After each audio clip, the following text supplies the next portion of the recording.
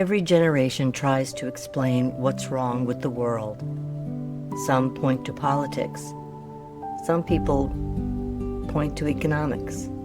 Others to education. Some people say the problem is trauma. Others say it is technology, while still others say it is the decline of morality. There is truth in each of those observations. They all describe something that is broken. But Scripture invites us to ask a deeper question, not simply what is broken, but where did the brokenness begin? Because unless we understand the root, we will spend our lives treating branches. Let's consider the story that most of us have heard so many times, the story of Adam and Eve. It is so familiar that we rarely stop to ask, what is it really about? Was it simply about eating forbidden fruit?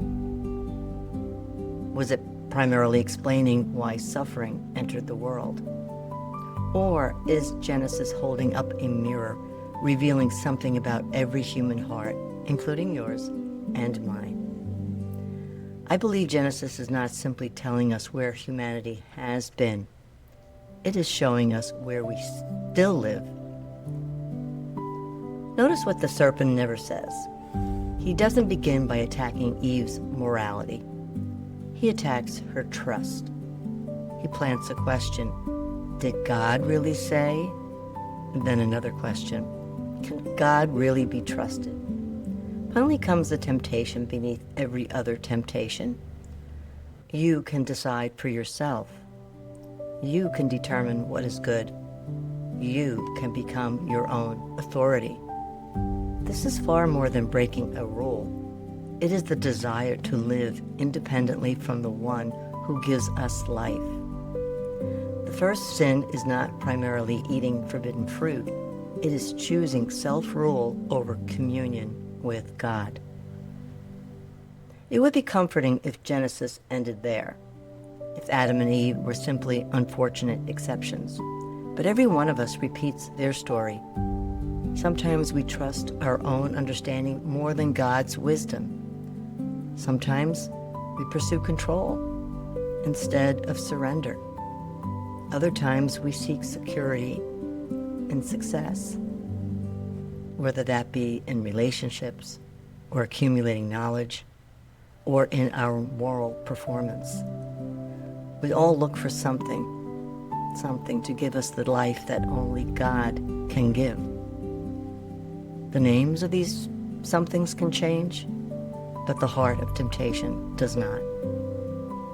Original sin is one of the most misunderstood teachings in Christianity. Many people hear those words and conclude, Christianity says people are terrible, or something is uniquely wrong with me. But that is not what the doctrine is teaching. Original sin is not about first guilt. It is first about condition.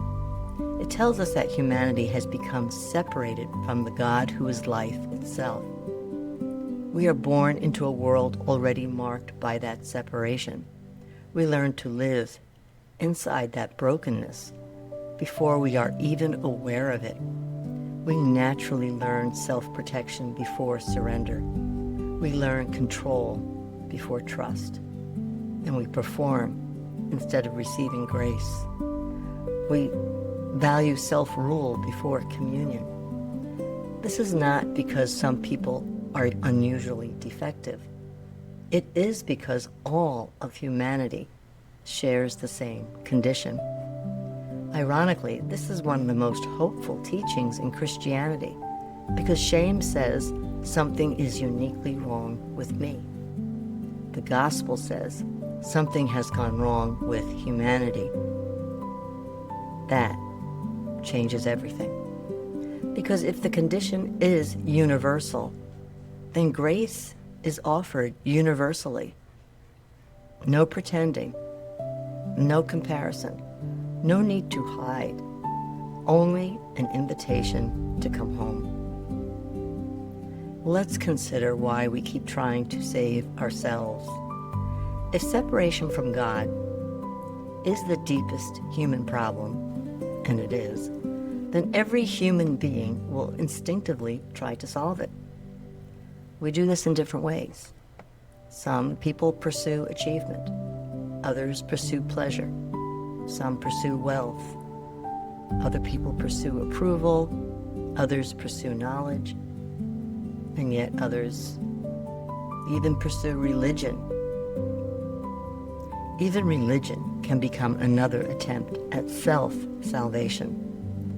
We quietly begin believing, if I can become disciplined enough, or successful enough, or good enough, spiritual enough, and then perhaps I will finally be enough. This temptation is so persistent that the early church eventually had to address it directly. In the 5th century, a teacher named Pelagius argued that people ultimately possess the ability to achieve righteousness through their own efforts. The church rejected that teaching because it misunderstood the depth of humanity's need for grace. But the temptation did not end there. It lives quietly inside every human heart. Whenever we believe we can restore ourselves without God, we are repeating the story of Genesis.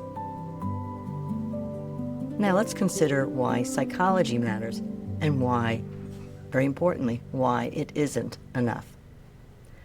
Psychology has given us remarkable insights into the human person. It helps us understand attachment. We understand and talk about trauma and defense mechanisms, emotional development, and relational patterns. It's all here on this channel.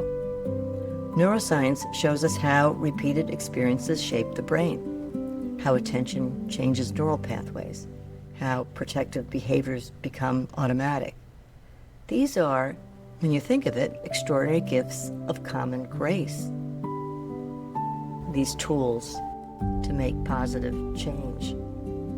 They help us understand how we became shaped, but they cannot answer a deeper question, and that is, why do human beings continually turn inward rather than toward God? Psychology describes the branches of the tree, while Scripture focuses and reveals the root. The two are not enemies, of course not, but they are not asking the same questions. This is why the gospel is such good news. Jesus did not come simply to make bad people behave better. He came to restore what had been broken. Communion. The cross is not merely the cancellation of guilt.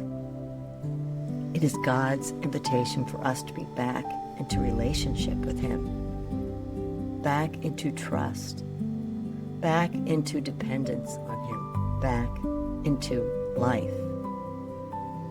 The Bible begins with humanity walking with God in the garden. It ends with God dwelling among His people. From beginning to end, the story of Scripture is the story of God restoring communion with those He loves. Now let's consider a different way to read Scripture. Once we understand this, the Bible begins to read differently. Instead of asking, how can I become a better person? We begin asking, where am I still trying to live independently from God? That question changes everything, because Scripture is no longer merely teaching us morality. It is inviting us back into communion. Now here is a practice for this week. As you read Genesis 3, don't ask first, what did Adam and Eve do? Instead, ask, where do I see myself in this story? Where am I trying to define good and evil for myself? Where am I relying on control instead of trust? Where am I still trying to save myself? Don't ask those questions to condemn yourself. This is not what this is about. Ask them because every honest answer becomes another place where grace can meet you. In closing, let's consider this. The deepest problem of humanity is not broken behavior. It is broken communion. Everything else grows from there. When communion is broken, our lives become disordered. Our desires become confused. Our fears begin to rule us. And very importantly, our relationships with God, with self, and others become strained. The very understanding of ourselves becomes distorted. Think about how much of life is spent trying to restore ourselves. We try to become successful enough, attractive enough, intelligent enough, moral enough, productive enough, even spiritually impressive enough. We spend enormous energy trying to repair what only God can restore. And perhaps that is the deepest exhaustion of the human soul. The gospel announces something extraordinary. God has not abandoned his creation. He has come looking for us. Just as he came looking for Adam and Eve in the garden, he comes looking for us, not because we have found our way back, but because his grace has always moved first. The beginning of wisdom is not discovering how capable we are. It is discovering how deeply we need God and how completely he has loved us from the very beginning. Because the goal of Scripture has never been merely to make us more informed. It is to restore us to the one for whom we were created, to reorder our loves, to teach us once again to trust the God who made us. And that, yes, that is the beginning of a well-ordered life.